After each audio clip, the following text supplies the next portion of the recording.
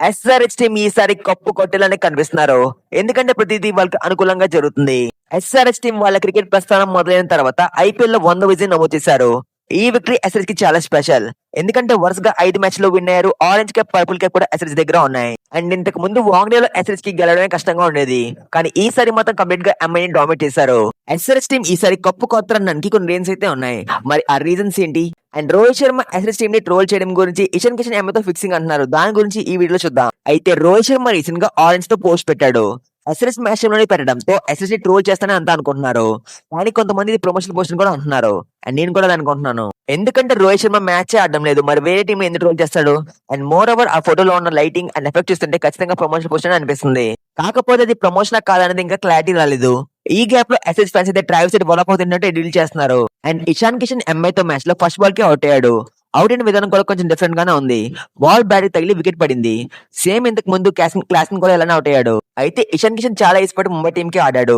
And last time match లో కూడా తను అవుట్ కాకపోయినా అవుట్ అని చెప్పి వెళ్ళిపోయాడు. దీంతో ఇషాన్ కిషన్ ఎంఐ టీం కి స్పై అని ఫన్నీగా ట్రోల్ చేస్తున్నారు. మ్యాచ్ గెలిచాం కాబట్టి ఫన్నీగా ట్రోల్ చేస్తున్నారు. లాస్ట్ మీద గట్టిగానే ట్రోల్ చేశారు. అభిషేక్ శర్మ అయితే మామూలు ఫామ్ లో లేడు. సిఎస్కే తో 50, డీసీతో 100, ఆర్ తో 50, ఇప్పుడు ఎంఐతో 45. ప్రతి మ్యాచ్ లో రన్స్ కొడుతూనే ఉన్నాడు. అండ్ ఆరెంజ్ క్యాప్ లిస్ట్ లో టాప్ లో ఉన్నాడు. తను ఓవరాల్ గా ఈ సీజన్ లో 9 మ్యాచ్ ఆడి 425 రన్స్ కొట్టేశాడు. తన యావరేజ్ 53 గా అండ్ సెకండ్ 209 గా ఉంది. సెకండ్ ప్లేస్ లో క్లాస్ ఉన్నాడు. తన 414 రన్స్ కొట్టేశాడు 9 మ్యాచెస్ లో. తన యావరేజ్ 59 గా అండ్ సెకండ్ 157 గా ఉంది. ఈశాన్ మలింగ ఎస్ఆర్హెచ్ కి బెస్ట్ బౌలర్ గా మారిపోయాడు.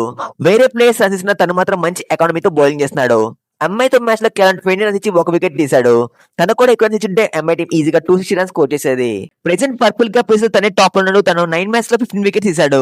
యాక్చువల్ గా 2026 న్యూ 26 అనేది ఒకటి బాగా ట్రెండ్ అవుతుంది. అంటే 2016 లో ఏం జరిగిందో 2026 లో కూడా అదే జరుగుతుందంట. సో ఇప్పుడు చూస్తే 2026 లో ఆరెంజ్ క్యాప్ ప్లేస్ లో Virat Kohli and SS player Abhishek Sharma ఉన్నాడు. అండ్ 2016 లో Virat Kohli and SS player David Warner ఉన్నాడు. అండ్ 2016 లో purple cap SS player Bhuvneshwar Kumar win అయ్యాడు. అండ్ ఇప్పుడు Bhuvneshwar Kumar and SS player Ishan Malinga purple cap place లో ఉన్నారు. 2016 అండ్ ఇప్పుడు కూడా ఆస్ట్రేలియా ప్లేస్ ఎస్ఎస్ టీమ్ కి కెప్టెన్స్ గా ఉన్నారు. అండ్ 2016 లో ఎస్ఎస్ టీమే కప్ విన్ అయింది. మరి ఈసారి ఎవరు విన్నతో కామెంట్ చేయండి. అండ్ వీడియో నచ్చితే లైక్ చెప్పిన పర్లేదు కానీ హైప్ చేయండి. దేవుడు ఉన్నాడా లేడా? దేవుడు అంటే ఎవరు? మన ఛానల్ ని సబ్స్క్రైబ్ చేసిన వాళ్ళు.